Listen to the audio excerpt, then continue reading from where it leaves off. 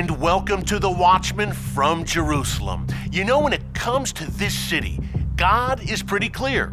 In 2 Chronicles, God says he has chosen Jerusalem so that his name will be here. The Spirit of God dwelt behind me on the Temple Mount, and you can still feel it here today. Move on over to Genesis 13, where God tells the people of Israel that he will give them this land, including Jerusalem, forever.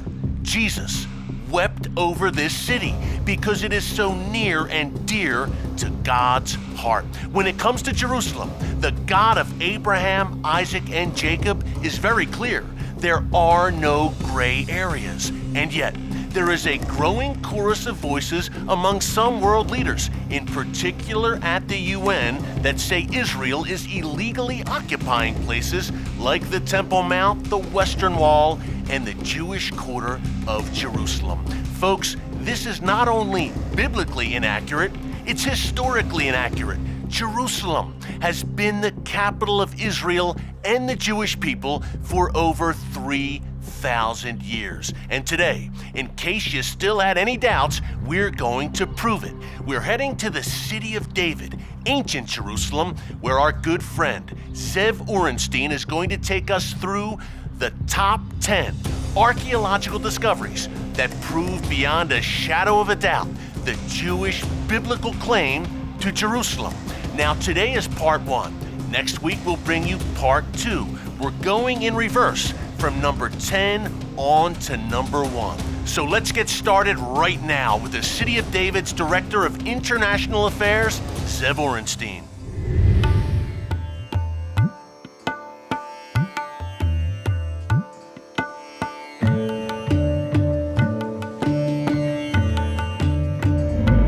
Well, Zev, here we go. The journey begins, the top 10 discoveries that prove beyond a shadow of a doubt the Jewish claim to the city of Jerusalem. We're at number 10.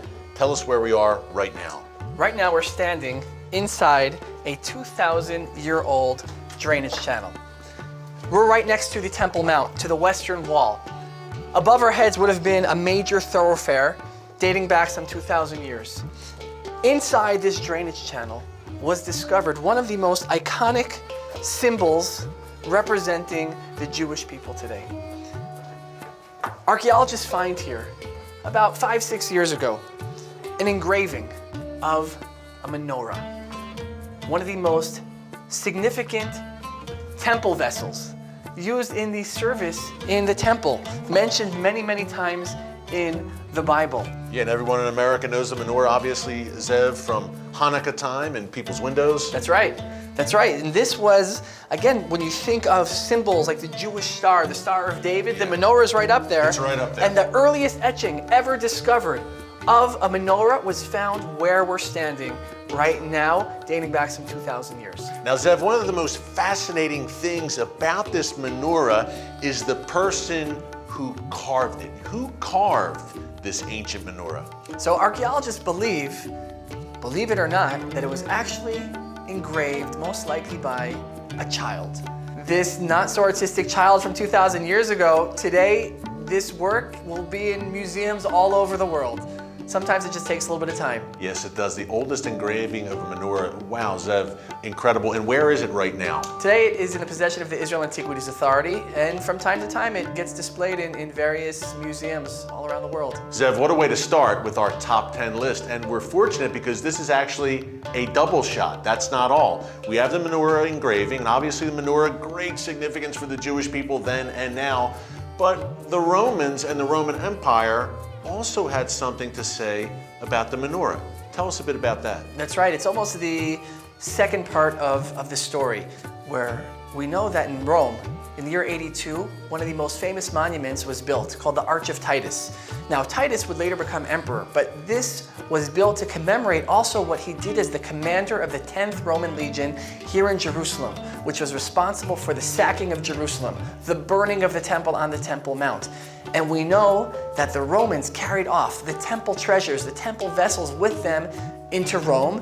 And on the Arch of Titus, we see, among other vessels, the menorah itself being taken out of Jerusalem. By the conquering Roman armies. So what you have, Zev, is you have obviously the Jewish people engraving menorahs and great significance there, but you have the Romans confirming the centrality of the menorah in the temple that was sacked, unfortunately, by the Roman legions. That's right, exactly.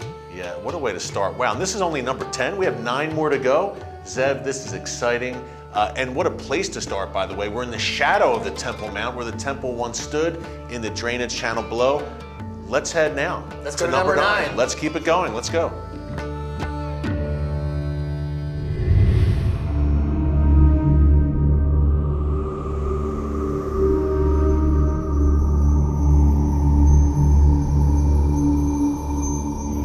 Well, Zev, we are at the amazing overlook here in the city of David, the Western Wall and the Temple Mount not far from us, the Mount of Olives just over the horizon. Active archaeological excavations going on here. We're here in the morning, you hear the roosters crowing. This is Jerusalem, my friend, and we are at number 9, the Silver Scrolls. Tell us about them. To tell the story of the Silver Scrolls, we have to go back to the year 1979. Archaeologist Professor Gabriel Barkay is excavating a series of ancient burial caves. Now, generally speaking, when archaeologists come to a burial cave, it has long since been looted by grave robbers looking for buried treasure. And what happens here? Professor Barkay comes with a group of 12 and 13-year-olds to come and excavate this area, not really expecting to find very much. And there was one 13-year-old boy who was a bit more, let's call it rambunctious, than the others, who was always coming and bothering Professor Barkay. So Professor Barkay says to him, well, here's this ancient cave over here, again, adjacent to Mount Zion, the Hinnom Valley. And he says, why don't you go into that cave, clean it up, and just do that for the next couple of hours. It's a 13-year-old kid. Annoying as anything. And what happens? Some time goes by, and all of a sudden, Professor Barkay feels someone tugging at his shirt. And he turns around, and he sees this boy, Nathan. And he's holding in his arms ancient pottery and jugs. And Professor Barkay said, where did you get that from? Because well, he told me to go into that cave over there, and it's just full of stuff.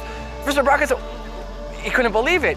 He says, this wasn't the discovery of Nathan's life. He says, this was the discovery of my life. And he's a renowned archaeologist, Gabriel Barkay, here in Israel. Absolutely. Yeah. What had happened is, perhaps because of an earthquake or some other disturbance, the roof of this ancient burial cave collapsed.